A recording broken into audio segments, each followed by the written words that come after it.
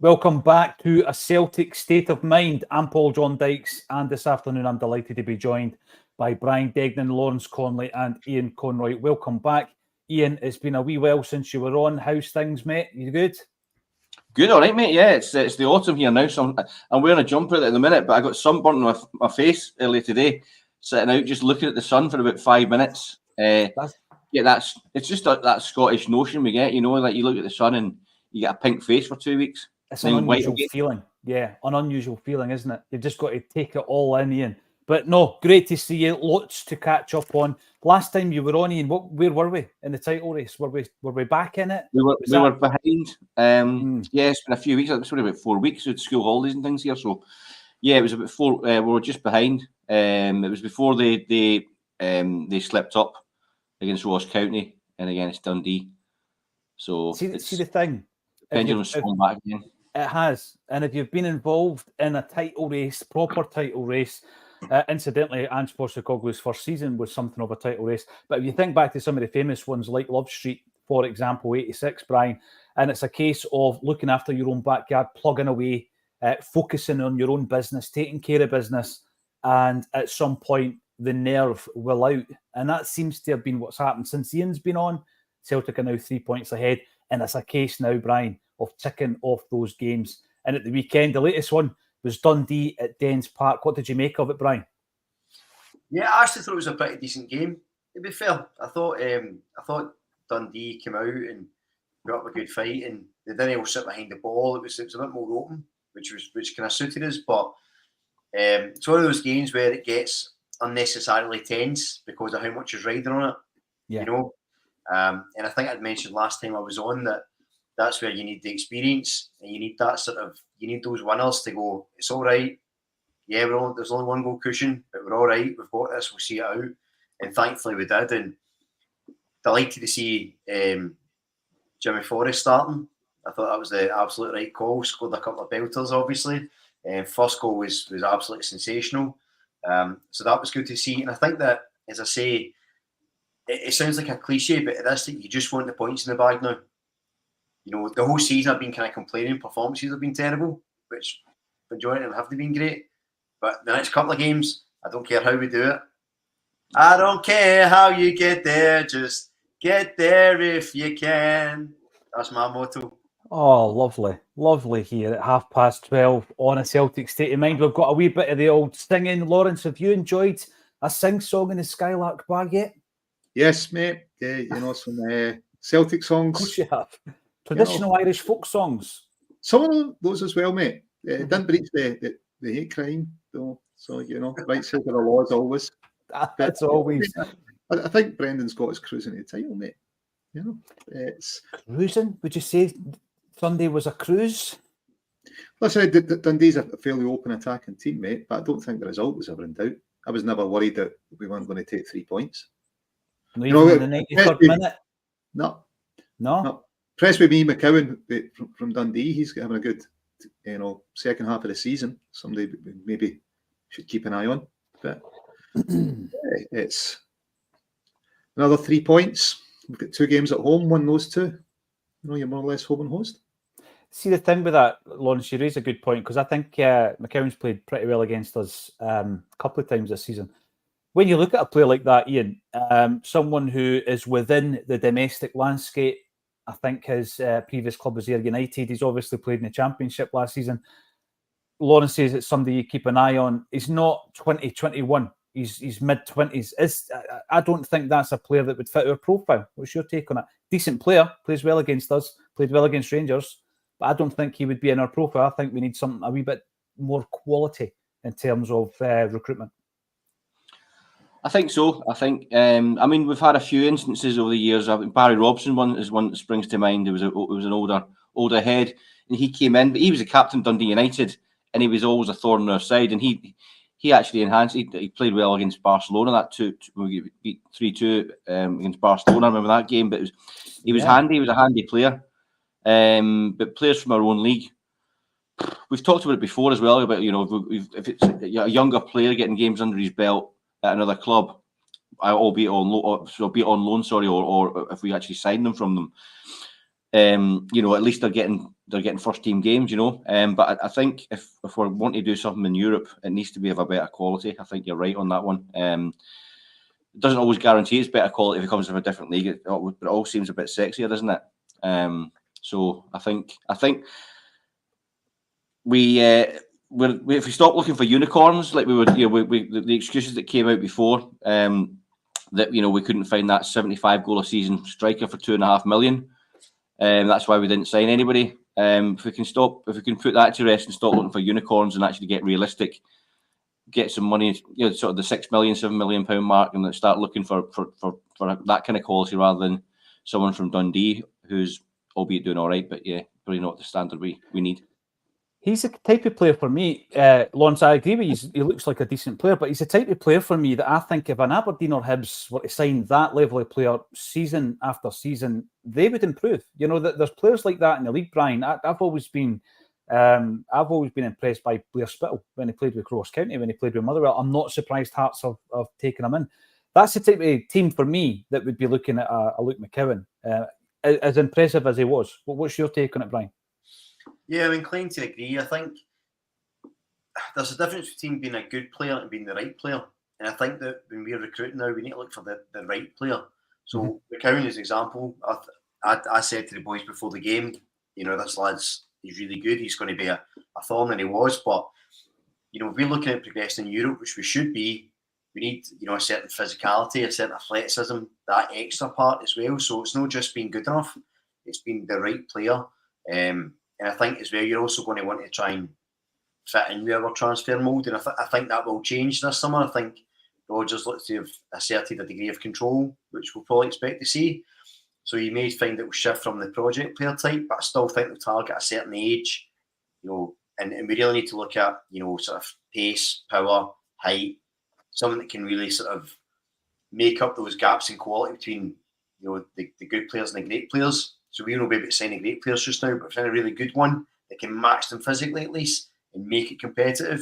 I think that's really important. And to your point about, you know, other teams like Aberdeen, Hibs, for example, signing guys like McCowan, I've often, and I think you've agreed, when other teams have complained about budgets and restrictions and how this isn't fair, and we've often said, well, you need to utilise what you're doing better. You know, sign these players that are better, like Aberdeen. Hibs have had terrible signing policies for a while. They should maybe take note of that, but then we need to take note of that as well at Celtic, because we've been considerably guilty of it, considering our resources. So, you know, yeah, that's the right player for their clubs. We need to make sure we are signing the right player for ours. Yeah, without a doubt. Obviously, looking ahead to this weekend, Brian, you've raised something I want to talk about, and that is, you know, about power. Having players, we had a good discussion yesterday, Jerry Acsom and myself, around the strength, and in particular, Lawrence, I'll come to you first in the midfield. I feel that we've got three very technically gifted players in Callum McGregor, Rio Atati, Matt O'Reilly, three of the best players in the league, three of the best players in the country, without a doubt, on their game.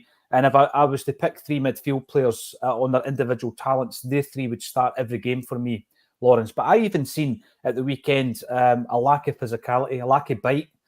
We were talking yesterday about the last time. Believe it or not, we never even mentioned Scott Brown yesterday, Lawrence, when we were talking about a player who could do that, enforcer in the midfield. I don't know if Scott Brown was a natural enforcer. I think that's maybe something that throughout his career he built.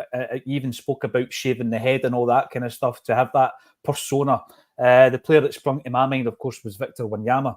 And if we go back to the beginning of the season, Alan Morrison said, you know, going into the Champions League, he was not convinced that we had enough physicality in the midfield. He was looking at the opponents that we would be facing, and he said, we just don't have that big strapping enforcer in the midfield. I'll tell you something, Champions League's one thing, but we didn't have it against Dundee. Is that a concern for you, Lawrence? Listen, we could have done with an Aaron Moy option to come off the bench. You know, again, another player that didn't fit a profile, older, came in. You know, no sell on at the time, Lawrence. No sell on, yeah. Sometimes that happens with players, you know.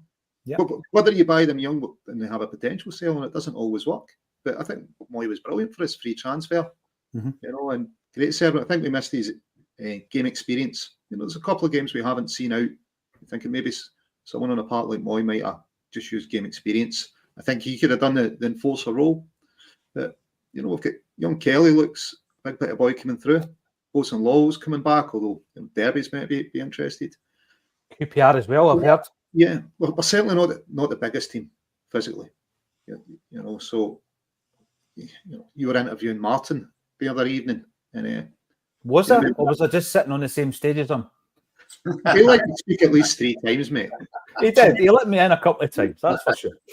So you remember his signings, Will Heron, Sutton, coming in. So he seemed to add, a lot of height and power. Yeah. And we are a small team, so yeah, it's something we could do with adding. But where do you find them?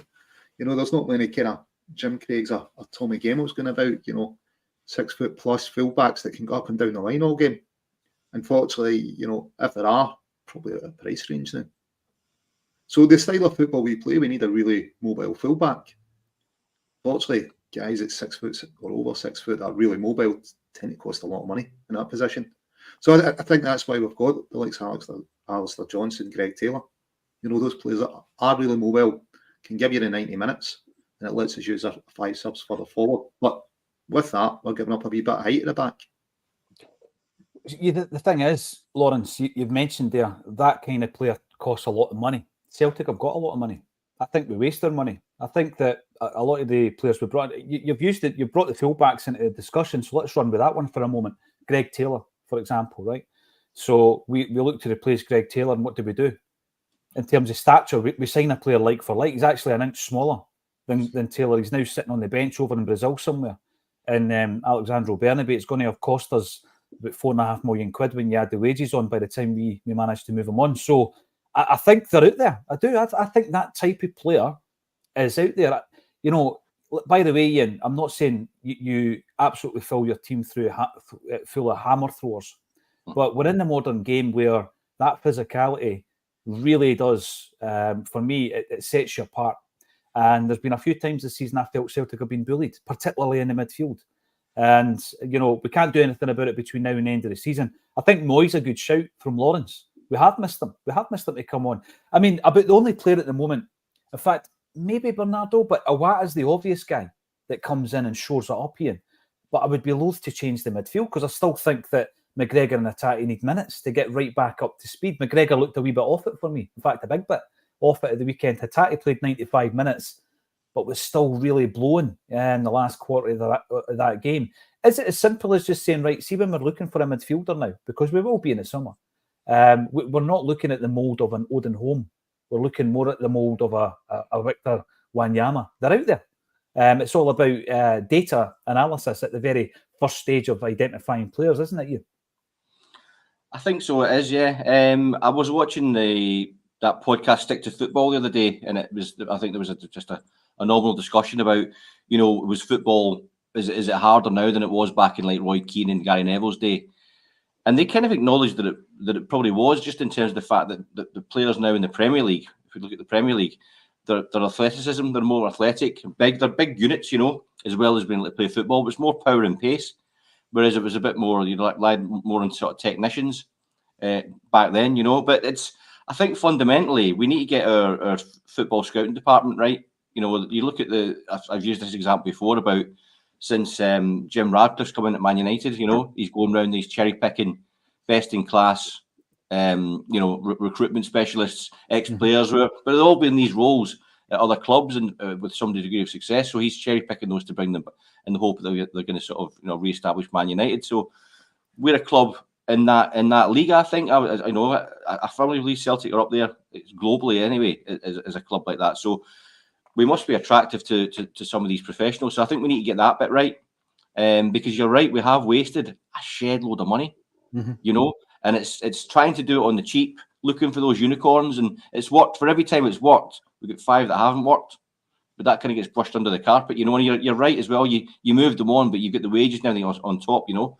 So there's got to be some kind of accountability, and we've got to sort of stop this approach. And I think we get that right, we might start getting some of these players from the Premier League, who this athleticism, and we might make a dent in Europe, which we keep threatening to do on paper, but not actually in actuality.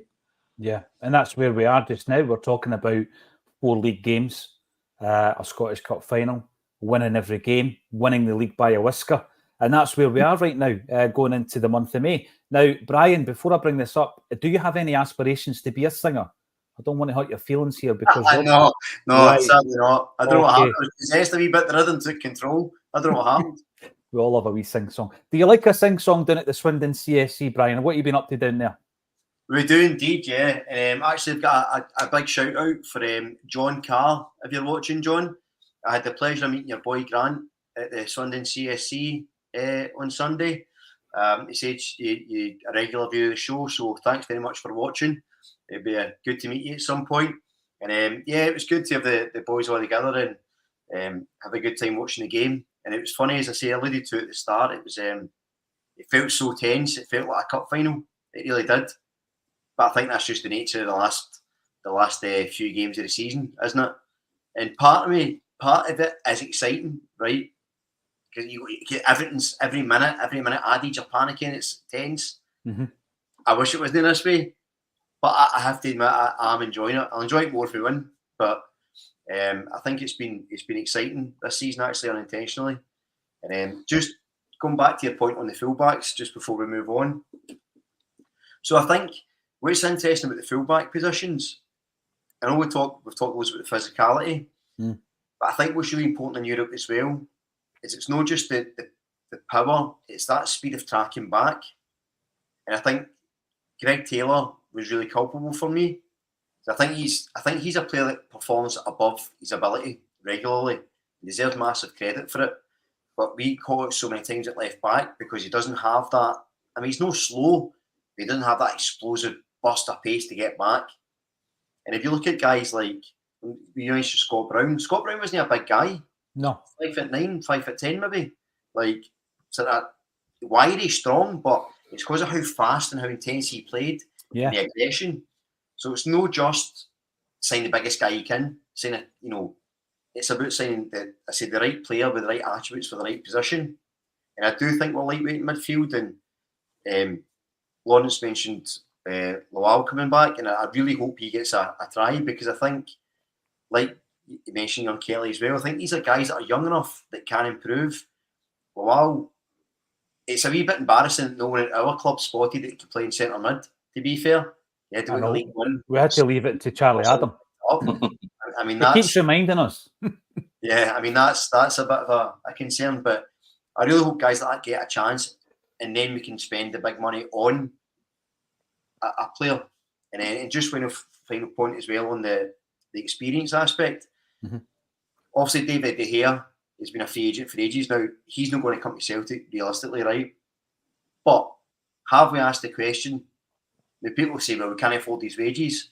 But if we say, right, well, instead of spending £7 million on a transfer, spend £7 million on his wages for a year, get him in, see if he can help us in Europe. Because the outlay is the same, right? In fact, actually, you're saving money if you're not paying a transfer fee as well. So I think we need to be cleverer about how we get these guys in. You know, we mentioned Moy earlier, free transfer, no risk, done a great job. But if there's guys out there that are maybe outside the pay scale, that we can go, right, just for this year, instead of paying £4 million on a guy that might play or might not, there's £4 million of wages. You know, I get there's the politics of paying other players and getting that equilibrium, but there's got to be, you know, justification for signing at least one player out with that pay scale if you can get them in a free. I think, you know, we've got to adjust how we approach these things. If they come in and do a job as well, if it does affect the pay scale, it can't be argued with if they come in. Say if it's a big player like Bellamy or someone like, you know, Robbie Keane that came in, if they do the business, that covers over that. You know, it's like, well, this is what you're getting for it. You know, and the knock-on effect as well is around in Europe. They all get extra win bonuses and more money into the club, and absolutely, so it does fall down. You can keep it in the pay scale, just play a bigger signing on fee. I think what the board wouldn't like is it would be money that was written off with no possible return from a sale of that player. That's what they wouldn't like. You know, if we spend $4 million on a young player, they're thinking, well, we're not writing the whole $4 million off. We should be able to get something back. You know, look at the money we spent on Klamala. We turned a profit on him. So they're going, oh, well, yeah, we get it was an outlay, but it wasn't wasted money because we turned a profit. You know, whereas if you're looking at the year, they would be going, well, that's money that's just written off. So I think that's getting over the board's mentality of going, everyone's got to have a sell-on fee. You know, we can't just write off on a transfer fee. It's getting over that mentality. Yeah. You used a great example with Moy. I know Moy eventually retired, Lawrence, but if he hadn't retired, he was at an age where we were never going to make money off him. And every now and again, I'm not saying De Gea is a possibility at all, because obviously we're talking hundreds of thousands a week. But every now and again, you might be presented with an opportunity. I mean, Bellamy's a good example. Robbie Keane was a good example. Imagine if we never took a punt on Moravcik, you know, one of the best legends we've had in modern times. I know. I mean, oh my word, Lubo, the guy was an absolute genius. You know, when you've got somebody like Zinedine Zidane talking about Lubo in such glorious terms. I mean, he's a guy who was spoken about on Thursday night as well, Lawrence, Lubo Moravcik, and I'll be doing a couple of gigs with Lubo very, very soon. I'll let you know all about them nearer the time. When, you know, what I like about the comments that come in, though, Brian, is that they're very supportive, because if someone, for example, comes on and says that you can't hold a tune, you couldn't carry a tune in a bucket, we then get somebody else coming in to support you. Paddy Lavery, taxi for Brian. So, cheers, Paddy. It's always great to get the support. Keith Oakden, great to hear from you, and hello from a very wet Plymouth, says Keith as well. Jamie Kelvy's coming in. It will be a hard game on Saturday. Fans just need to stay with the team. At this stage, all that matters is the 3 points and another game ticked off. I've called them our bogey side. Why have I called them that? Well, obviously, they've beaten us twice. I was seeing some chat from Hearts supporters on the socials last night that they're looking to do a treble on us this weekend. But at the same time, I go back to Brendan Rodgers' 69-game unbeaten domestic run. Remember, it came to an end at Tynecastle. It was 4-0. They absolutely trounced us that day. But it was a strange day, wasn't it? And we'd done the huddle at the end of the game. So I'm calling them our bogey team this season. We could probably have the same discussion about Kilmarnock when that game comes up. Brian, we're going into this match. I would say the game in December worried me because we were so inept. We were so bad.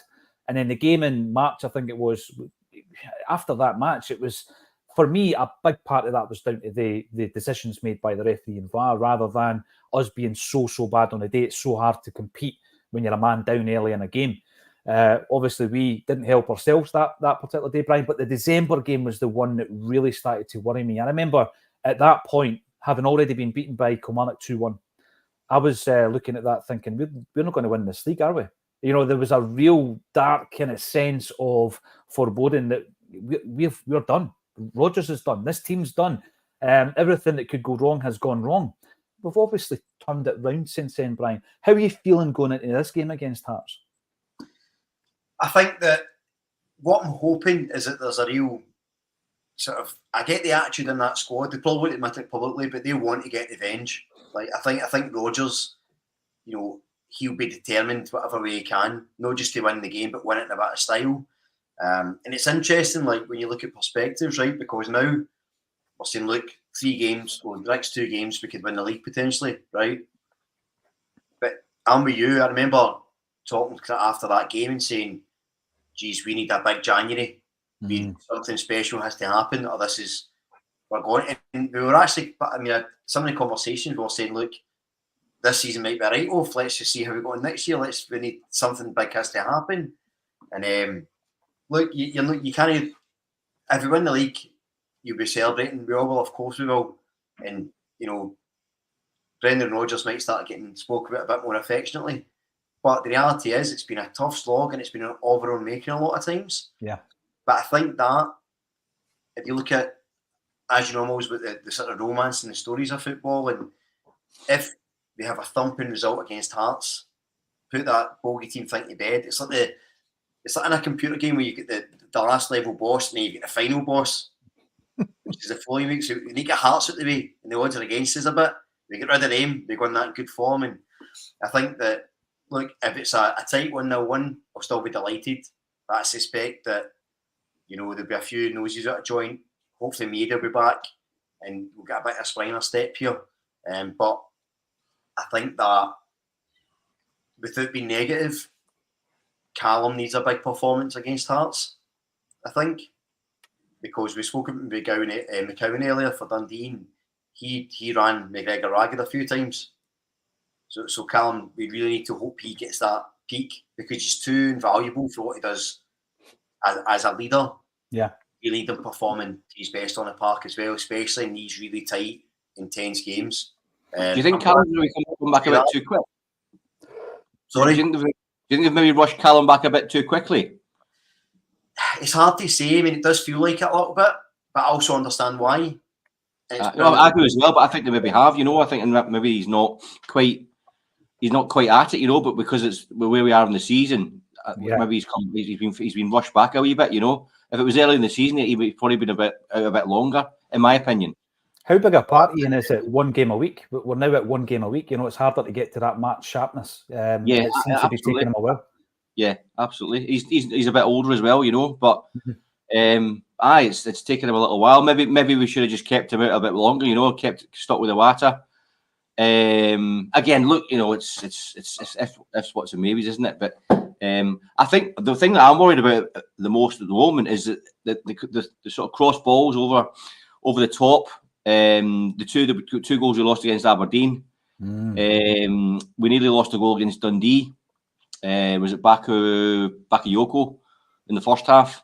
Yeah. So it was like we were lucky we escaped that one, but Hearts will be targeting that. So that's my big concern against Hearts. But I think I agree with you, Paul John, that it's going to be a bit of revenge mission. We owe them a bloody nose, So hopefully that Brendan can get the players up for that and we smash them. You're right. I like that chat. Revenge mission, smash them. You're talking about that area, that weakest area in our team, and it undoubtedly is. Targeting the back post, the left-hand side. It's an issue with Taylor and Scales at the moment. And I think looking back, James McKenzie watched a fair bit of Liam Scales when he was at Aberdeen. And I think that Shankland tortured them, tormented them when they faced Hearts. So that's something that I think they will target, Lawrence. But we're in a situation at the moment where week on week for a wee while there, people were talking about, will we make a change at the back? I'm resigned to the fact that we're making no changes. We're making no big changes unless somebody's injured here. And actually, that team that started against Dundee more or less is going to be our team other than Maeda when he comes back. We're not going to be dropping Scales for Nawrocki because the evidence suggests, Lawrence, that Brendan Rodgers will not do that unless Liam Scales is not fit. He will start the game against Hearts, won't he? Yeah, I think Brendan's on record saying it's down to get Rocky fit for 90 minutes. And he'd rather keep his subs for further forward. And, the only player I'm not sure starts is McGregor, because I thought he was off it a bit against Dundee. He definitely, after like 30, 35 minutes, I thought that was his game. So I'd maybe be tempted to put a lot back in, but I think Brendan likes him for what he brings to the team and the fear he puts in opposition players. But one thing I'll say, the last game, and I suppose a lot of games in Scotland, it's not so much about us getting bullied. If we get a couple of early yellow cards, we're kind of restricted by the referee's actions and what kind of tackles we can make and what we can do. And certainly the last game, it looked as if we were going to cruise to a win. But, a high boot near the head's a red card in Scotland. Wasn't for the Dundee player against us. It wasn't for Cantwell at the weekend. But it was for us, at Tynecastle. What about Butland as well, Lawrence? I mean, I never actually watched the Rangers game live, but I've seen clips on the socials as you do. And I watched that back quite a few times. I thought it was a shocker of a challenge. Look, listen, if it's a foul, it's a sending off. Yeah. Because it's for violent conduct then, isn't it? He's raised his knee up and he's sitting with it. You're like, well, it's a sending off then. So it's either no foul or it's a foul and a sending off. But a foul and a yellow card, it seems really strange. You're like, well, what have you booked them for? Violent conduct? Well, that's a sending off, ref. So it's really strange. But for us, I think that's the biggest worry. If we do try and enforce something in midfield, we'll pick up an early yellow card. You saw how restricted we were at Ibrox for a number of bookings. Yeah, Look at Kuhn. I think he had 2 tackles and a persistent foul. He got a yellow. That's where my main worry comes in the run in the league. Did you notice, Lawrence?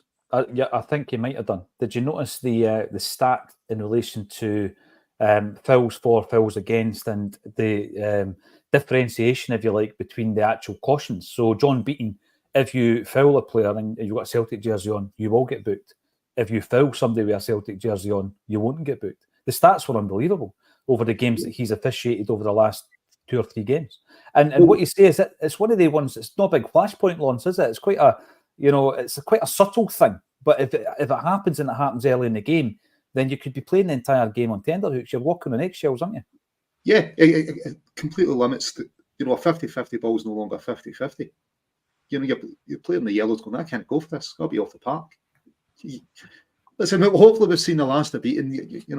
What's he been involved in? 3 out of our last 4 games. Surely there must be other refs that the head Crawford Allen can pick to referee Celtic games. There must be. We've not got a very good pool though, have we, Lawrence? Because we don't get picked for tournaments outside of Scotland.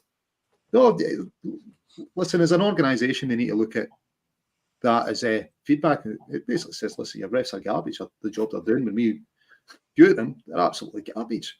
Yep. We don't want them. And for a country that used to provide referees, for major championships, it's definitely went, the standard has went downwards. That's someone outside marking it. It's not like when they allowed Rangers to conduct an investigation into their own behaviour, who surprisingly found themselves not guilty. But it's an external comment on the standard of refereeing. So it's not just Celtic fans or Dundee United fans or Aberdeen fans saying, look, these refs are terrible. It's the UEFA and FIFA saying, look, outside agencies. Yeah. We want them. But listen, against Hearts, it's a 1-0 win for me does. That would be thumping enough for me. It's just get the 3 points. Don't think Brendan will change skills at the back. Don't know. No. I wish he would, but I don't think he will. We should have enough to go on and win it. I want to run with the scales thing. Just actually, though, before we do that, Lawrence, on the subject of the officials, it has been confirmed that Kevin Clancy will be the referee for Celtic's game against Hearts. He's supported by Daniel McFarlane and Chris Ray. Oh, I read that as Chris Rea. Chris Ray. Nick Walsh will be appointed. There must be a joke in that somewhere. Has been appointed as the main VAR operative in inverted commas. And Gary Hilland is also involved there. Never heard them. Colin Stephen is the 4th official on this occasion. So you're right. We've avoided the usual culprits, haven't we, Lawrence? But you brought up Scalesy. Let's talk about him. I want to qualify this by saying that I think that if there was such a thing as breakthrough player of the season, most improved player of the season, and Tony Ralston got it in Angie's first season, then Scales gets it this season for me, Ian. I think his rise has been brilliant. It's something that should be lauded. It should be celebrated. Phenomenal, because I always look back at the Ralston story and, a player that's been kind of thrown on the scrap heap. Ralston had not played. And I remember he was thrown in after the Dubai debacle. He was thrown in when we hardly had a player and we were playing all the young kids and all that against Livy. And I thought he was brilliant. And then everybody comes back in and is dropped back. It must be really tough for a footballer to get up every morning and go to their work when for about 18 months you're not kicking a ball. This season, obviously, Scalesy didn't look as though Ange fancied him last year. Brendan Rodgers has kind of been forced to play him at the beginning of the season. And for a spell, you were looking at him going, where's this player been? Some of the performances were excellent, I felt. Man of the match against Rangers, obviously, in the first game at Ibrox, the 1-0 game. But as of late, he has come in for a lot of criticism, Ian. But what I was saying to Lawrence, and I agree with Lawrence, I don't think Scales will be changed. It's almost like better the devil at the moment. And by the way, I think over the piece, when you look at Liam Scales at the end of the season, you'll say overall, he's had a very good season. But there are deficiencies there. I mean, there was one moment, you talk about the Bakayoko goal-scoring opportunity. That came from Scales losing the ball, didn't it? He took that big run up the path, lost the ball, and then it's his post at the target. Yeah. In the 93rd minute, when Lawrence is sitting there coasting, I've hardly got a nail left in my hands because Mellon gets the ball at the back post. That's our weak area. And he basically hits the side netting. But that's Scalesy's man. That's Scalesy's area. He's got to command it. And he's not commanding it. And it seems to be every game at the moment, Ian. I mean, how concerned are you about that? I'm concerned enough to sort of talk about it, and I think, obviously, if we're talking about it, then the opposition are tactically are obviously going to try and exploit it. But I think this is where Brendan earns his money. He's got to engineer that out somehow. And I agree, I don't think we should change the team, but we need to tactically engineer some support for Scales at the back post and these things. Obviously, that's leaving deficiencies elsewhere, but it's got to be a calculated risk, hasn't it? Because it's a definite weak spot for us. And that's not to decry or to take away from Scales' season. He's had a brilliant season. And watching the Dundee game, there's so many plus points to his game. You know, he's strong, he's commanding. Still, I'm still sort of seeing, you know, some of his recovery tackles and mistakes he's made, but he's got the speed and the power to actually recover, which is a plus point. But if we can try and cut out the initial mistake, then, you know, he's not having to make those recovery runs. Mm-hmm. But I still think, on balance, you know, it's a good solid 7, 8 out of 10 for him overall this season. You know, and you know he's learning as well. You know, it's his first full season playing for a big club like Celtic. You know, it's the pressure. Other better players have wilted in that jersey. So you know, it doesn't come without its burden. You know, and the jersey does weigh heavy sometimes. It does, yeah, and I think just this season we've seen it. You look at why Liam Scales is playing, who he's keeping out the team, who he's kept out the team. Nat Phillips, he comes up with a big profile, big wage packet. I think Phillips costs us about £2 million, right? In terms of the loan and the wages and all this kind of stuff. Comes up from the Premiership. Scales look better to me, Brian. He looked like a better centre-half. He looks more assured. He's keeping Nawrocki out the team. Lawrence is talking about building him up to play 90 minutes. We're almost in May. And we're building him. We're at the end of the season. We're building him up to play 90 minutes. That's absurd. Lagerbielke, be it pace or who knows, his application at training, who knows exactly why, but obviously Rodgers thinks that Scales is better than him. And, you know, I think Lagerbielke's the guy I probably feel a bit sorry for. I don't know if he's had a particularly bad game for Celtic, Brian, but he doesn't have a future at Celtic, clearly. When we go into the summer, though, this is the thing. I think even Brendan Rodgers would admit that if we want to progress, and particularly in Europe, then centre-half is going to be on the shopping list come summer recruitment. And if that's the case, you're bringing someone in to replace Liam Scales so that Liam Scales becomes a backup. But then it does beg the question, what happens to Nawrocki? You can't have a £4.5 million guy third choice at the club, Brian. What happens to Nawrocki at that stage? I think, you know, Kobayashi and Lagerbielke are away. You know, there's no doubt about that. But Nawrocki, there's a question mark there. You know, what happens to him this summer, in your view? So I think with Nawrocki, I think that he'll stay. Because if I think about it, he's probably cover for Carter Vickers. Scales will be cover for whoever comes in. And then if there's injuries, Welsh will cover either position. That's kind of how I would imagine it will go. And I think he's still young. I think he's only 22. You know, he's still a young guy. I actually think he looks as if he's a decent player. I think he's a decent range of passing. I think he's aggressive. He's strong. He's not the biggest centre half, but I've liked what I've saw of him. I just think that, you know, the worry is when there's younger guys is the need of running the team, and he's not going to start ahead of Carter Vickers. And I do think Rodgers likes that balance. I think part of the reason Scales has played a lot more is because he's left-footed as well, to be fair. Because that, you know, we saw with Starfield last season, him take the ball and having to always turn, didn't always work. Now, I'm not saying everybody that plays on the left side has to be left-footed, but I just think that's why Scales has sort of started more. Mm-hmm. But look, we talk about replacing Scales, we never replaced Starfield. So, you know, last season, I know people are not really fond of Starfield, but I thought we needed better than Starfield, you know, and we didn't get it. And then we get Scales, who's worse than Starfield. So you always see 2 levels up, right? So there's still a big job to do. I think what you've got with Scales, and I think your analogy was right, Paul, he's definitely this season's Ralston. And I think what that means is if he starts, you know he's going to give everything, but you know he's average. And I think that's okay to have guys like that, but we need to be a lot more ambitious. I think in an ideal world, there's no way he starts as many games for us as he started. But that being said, he needs to continue for the next few games. And I think as well, to be fair to him, Taylor's not helped him either. And, you know, we always get targeted that left-hand side. If you think about it, you've got Hatate, who tries off the ball but isn't great off the ball. He's much better on it. You've got Scales, who's often caught out of position, doesn't have the pace to get back, and Scales who's sometimes playing out. So as a vulnerable position, it's not just Scales' fault. I think when Maeda comes in, that helps Taylor, and therefore maybe stops some of the attacks coming up the left, and will benefit Scales in the back end. But it's never just like, if you're not scoring goals, it's not just about your strikers. If you're conceding too many, it's not just about your defenders. The team has to be a bit better in that regard.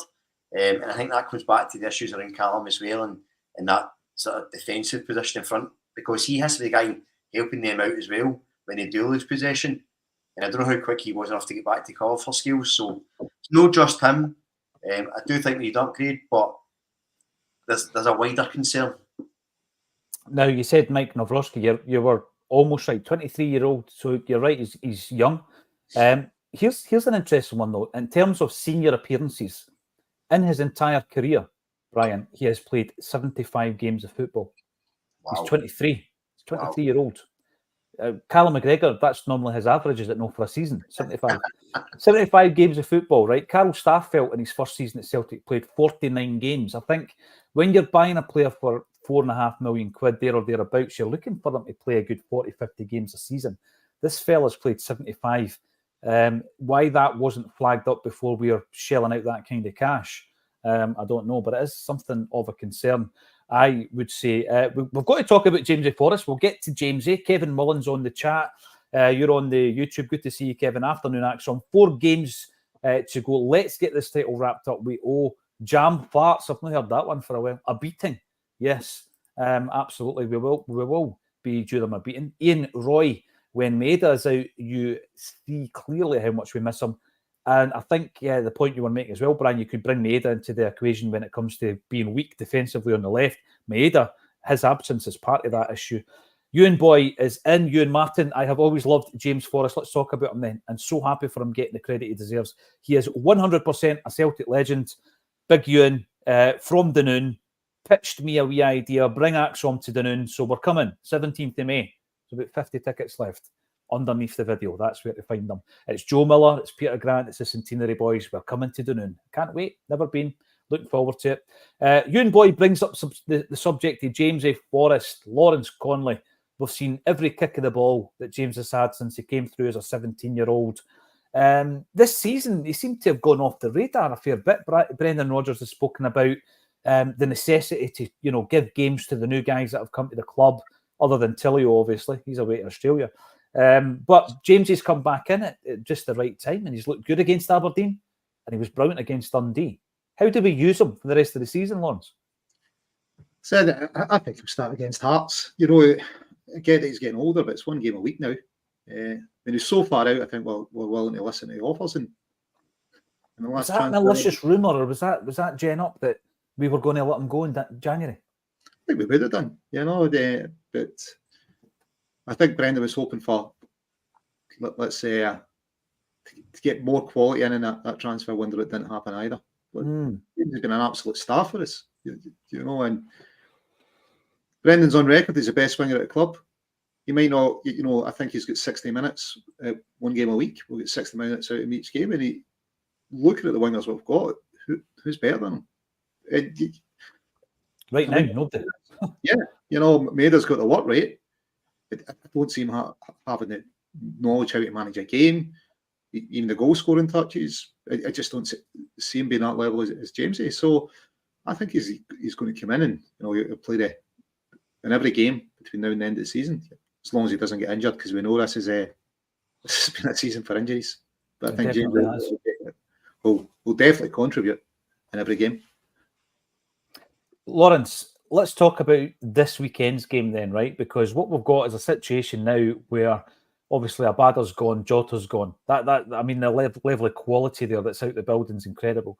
Maeda, when fit, will play. Apparently, he will be available for Hearts. And if he's fit, there's a question around whether or not he starts. Kuhn, 1 week you think he's got something, the next week he changes your mind. James Forrest has come back in. He is the on-form winger at the moment. And then, of course, you've got Yang and you've got Palmer. Rocco Vata has completely disappeared from the discussion, unfortunately, in my view, because I'm always up for pushing young guys. And I thought Vata and Kelly were the 2 guys that might be on the bench and play a part. So when we go into the game against Hearts, let's say Maeda is fit Who do we pick? Who's on the wing? I would have Maida and Forrest. Maida on the left, Forrest on the right. Yep, interchangeable. Yeah, I think just now, you know, you need that experience on the park. You know, as much as I thought we would always win it against Dundee, at times we're a wee bit naive. We're naive against Aberdeen. You know, that game knowledge of how to see a game out, to talk the rest of the team through, to help the younger players that are on the pitch with you. I think we've been missing that a wee bit. I think Moy gave it to us last season, but you know, so yeah, get James in. He's been there. He's done it. He knows how to win. You know, trebles. He's got enough of them, hasn't he? Oh, he certainly has. And I mean, when you look at the honours, the goals, the assists, everything, Ian, the guy, Ewan Martin says he's a legend. There's going to be entire shows on Acsom dedicated to whether or not he is. I'm pretty sure when he finally leaves the club or hangs up his boots, because he still divides opinion. But there's no doubt, Ian, in my mind, he is the on-form winger. And I agree with Lawrence. If Maida's back at the weekend, you play him on the left, Jamesy on the right. What's your take on it? I agree. I mean, look at his technique for that goal, his first goal against Dundee. You know, if Kuhn had done that, you know, coming in as a sort of signing from Rapid Vienna, we'd all be sort of, you know, waxing lyrical about it, you know. But it was James Forrest, and I think he's taken for granted because he came through the ranks. We've known him for so long. Familiarity breeds contempt. But not for me. I love him. I think I've always loved him. I think he's just been a great servant, you know. And the fact that he's still doing it now, he's not got the legs probably for the full 90 minutes. But you're right, Lawrence. You know, it's a game a week now. It's the business end, and also as well, he's been there. I don't know how many titles he's got, but he knows how to get over the line. You know, just 11. You know, so just his presence and actually talking players through the game for these final few games is invaluable. You know, that's just, and that's aside from his actual ability. You're right. Now, yesterday was 5 years since Stevie Chalmers passed away. You're talking about honours. If we were, and I'm not counting my chickens, to win the double this season, Jamesy Forrest could go up to 22 trophies. 24 rather. He's on 22. 24 trophies as a Celtic player, second only to Bobby Lennox, another Lisbon Lion. And a big happy birthday to Jim Craig, who's obviously going to be celebrating today. A wee pal of yours, Lawrence, Jim Craig, celebrating his birthday today. 81, I believe he is. 81 years of age, Jim Craig. So the Lisbon Lions, I think, it's one of these things, we talk about them, we remember them when it's their birthday or when it's their anniversary, Brian. But I think we need to remember them every single day. And I'll tell you where I'm coming from with that one, because every single season where we fail to progress in Europe, I think it not only are they letting down the fans, I think you're letting down the legacy of the Lions every single season if you fail to really make an effort to improve on our standing in Europe. It's the legacy of the Lions as well. We need to focus on that all the time, Brian. 100% agree. And actually, I still think that whenever people ask me, or, you know, when I talk about Celtic, particularly down here, say, why do you support? And I always say, you know, look at what we achieved. And it always goes back to the Lisbon Lions. And it's not just because of, you know, we won this thing years ago and we keep going on about it.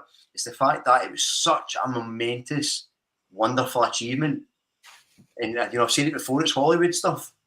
It's, you know, it's this, the stuff of fiction, great fiction. It's wonderful. And I think one of the other traditions that we always need to remember, and I think it's sometimes lost, is how, you know, humble and nice they, wherever you met. I've had the pleasure to meet Bertie Auld, and he was genuinely one of the nicest, warmest, funniest men I've ever met. I mean, we talk about a hero, a footballing legend, just a Celtic legend, a footballing legend, to achieve something so ingrained in history, to be so humble and so pleasant, so funny and so warm. And I think that these characteristics that are not uniquely Celtics, but I think it's something that we should always try and carry on. So it's not just about what you achieve, it's how you achieve it and how you conduct yourself. I think that's why, you know, guys like Tommy Burns were so important to the club as well, to have guys like that around that understood. And you've talked about that boot room thing where you've got that sort of continuity over the years, and I think that's something really important as well. And when you talk about, legends, you're not going to say James Forrest is as much of a legend as the Lisbon Lions, but in terms of a guy coming through, probably lately by a one-man club, for the honours he's had, Paul John, we've said it several times. I think the guy's an absolute club legend. I think he is. I think the fact he's not outspoken, the fact he kind of just goes about his business, and to Ian's point, wonderfully put, I think we take him for granted. And I think maybe it won't be, until years to come that we actually appreciate it. And I think you could say that about actually the trebles and quadruple treble and all that stuff. I think we don't realise the gravity of that until further down the line. And just one other thought on Jamesy before I go. So the Swindon CSC, our group chat officially get changed to the Jimmy Forrest Celtic Supporters Club. I don't know if that'll get changed back soon because a couple of the guys aren't the biggest fan. That was a kind of much in celebration of the young.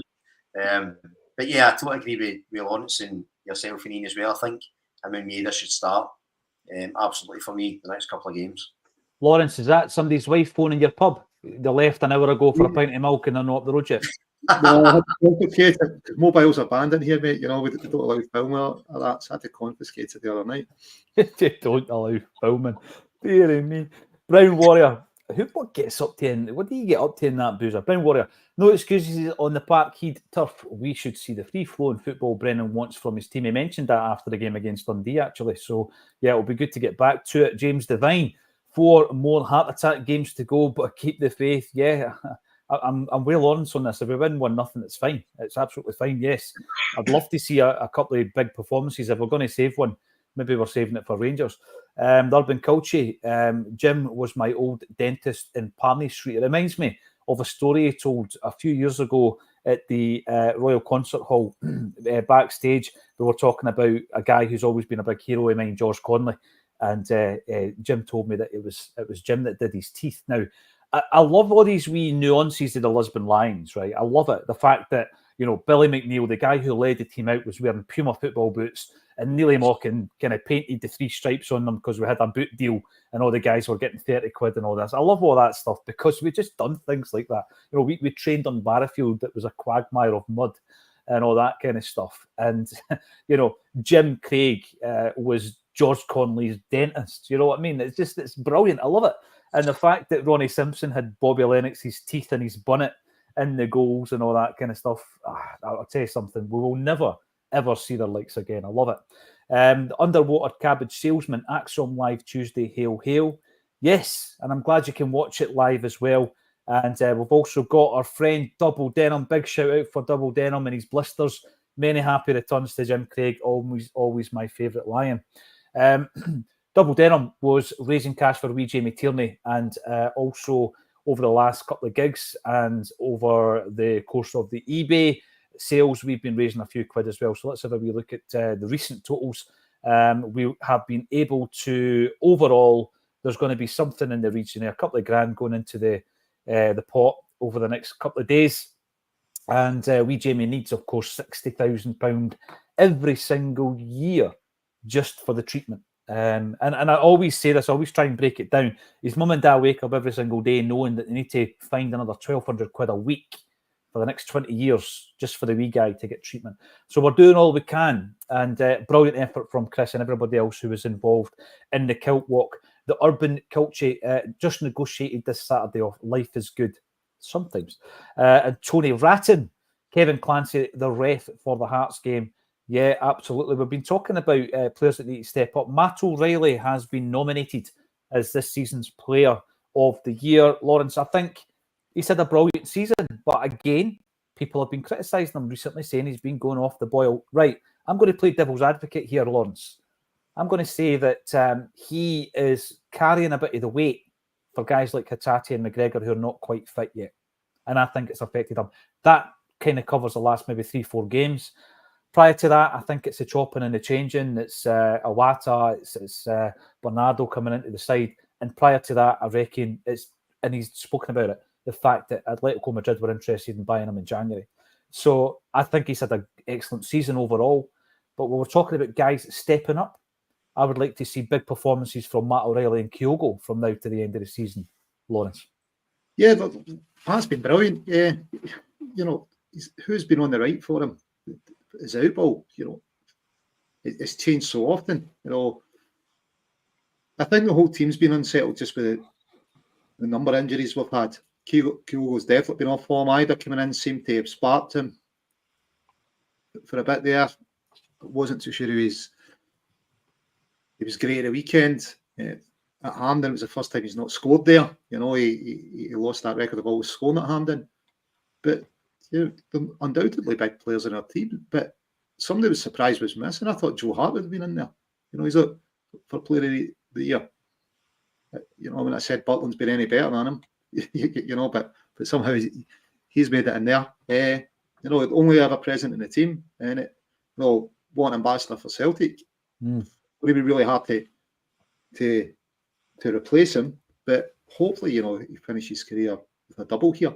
But yeah, Riley's been great. You know, he's a young player. No doubt we'll get a huge bid for him. You know, I'm expecting 20 million plus, but you'd hope the board would show some ambition and try and keep him, even if it means upping his contract and putting a buyout clause and saying, look, if the bid's 25 million, we'll put in a buyout clause, but stay another year. You know, it's not about more money. It's about building the team and doing something here. Because we've got a huge rebuild on. You know, as much as we're praising Jamesy, he's going to be another year older. Mm-hmm. Callum's taking a wee bit of time to come back from this injury. I don't know if he's back too soon, or maybe we'll just put him back in for the experience. We know we're lacking the experience. Mm-hmm. You know, we know it's centre half. We're needing cover there. Left back, but you know, Greg Taylor's got to sign a new contract here. You know, I'm hoping that he does, but you're going to need someone to compete with him. Maida's been okay in the wings, and I think he'll do next year. Could maybe, we don't know, but the other wingers haven't shown enough for me. And up front, Ida could get back to Norwich. It leaves you with Kyogo and all. Yeah. Kyogo's been off form all season. You know, you touched on it earlier on this season. You know, was that a Lee Griffiths season for him? Will he get back to those heights? He's had it in flashes this season, but flashes isn't enough at Celtic. You need a striker that's going to go out and score 30 goals a season. You know, and I suppose that's part of the reason, you know, the league's so close just now. We've not had that striker that we can rely on. You know, it'll score 1 and 2 chances. We're creating plenty of chances, but we're not scoring enough. And so, yeah, I'd expect him to step up, but I'd really want the board to have a wee bit more ambition and look at keeping him for a bit longer. I would love that. I would absolutely love it. I mean, I reckon we've got 8 players coming in. And whether or not we do it in one transfer window, I think that's what we need, actually. I think that's the level of this rebuild that we're talking about, Lawrence. Now, we're going to be focusing on this game against Hearts, and you'll be watching it from afar, of course, over in New Zealand. They're a side that, in the last 6 months, have been on good form. You know, if you were to look at the points total and the tally, I think there was a stat just the other week there that they would have been sitting second in the league based on the last 6 months' results. So they've done really, really well. And obviously, I've called them the bogey team, and I'll probably be calling Kilmarnock the bogey team when we come up against them as well. How do you see it going at the weekend, Ian? How do you see Celtic getting these 3 points that we need to get? I think it's simple. I think if we wear blue shirts, white shorts, and red socks, we'll stuff them. It seems to be the case, doesn't it? You know? Right, yeah. But if we want to work it might be a bit more tricky, you know. So I think we've just got to just screw the nut and just go for it. You know, we've just got to go for it and overwhelm them. We've got better players. This is all we get clipped, I'm sure, and shoved back down my throat. But we've got better players. We just need to it's just now it is a cup final. It's cliched, but it's every game's a cup final. Just take it a game at a time. Blow them away as quickly as possible. And sadly for us, we seem to be. If the current Celtic team was a player, it'd be Kuhn, I think, or be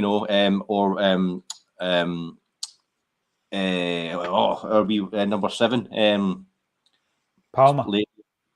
It'd be Palmer. You know, hit flashes. We're playing well for 45 minutes. The second half, either the first half or the second half is the opposite, or kind of bang average. So we need to be at it. If we can't be at it for the full game, we need to blow teams away early. And then just see the game out, manage the game.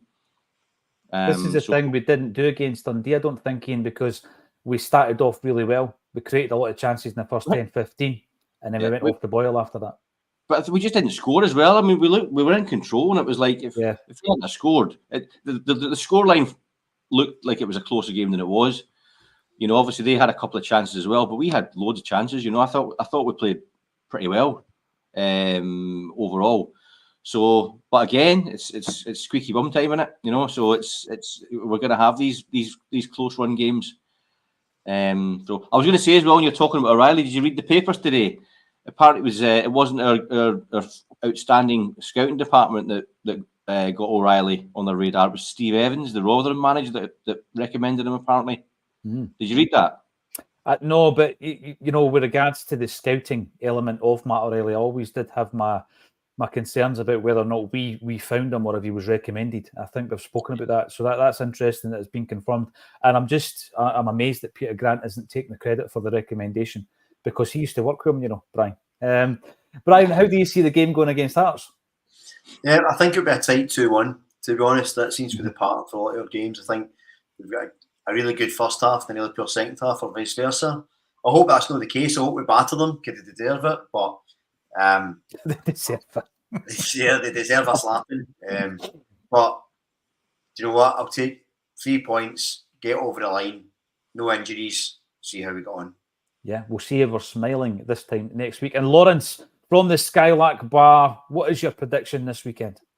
I think we'll cruise it, mate. 4-1. Use that word again, cruise. He is ultra positive. You're ultra confident right now, Lawrence Connolly. Obviously, the bar is giving you an air of. You get 2 home games coming up. You know, we should win both, and it leaves you 6 clear with 2 to play. We'll have a better goal difference. It's making it a double. I'm worried about. Well, Lawrence, I hope the Celtic team play with as much confidence as you have shown over the last 1 hour in this broadcast. Thank you very much for everybody getting involved. 12 to 1300 live on this Tuesday afternoon. It's always an absolute pleasure. We'll be back, obviously, tomorrow at 12:30. But until then, all that's left for me to say, thank you once again, Brian Degnan, Ian Conroy, and Lawrence Connolly, for joining me on A Celtic State of Mind.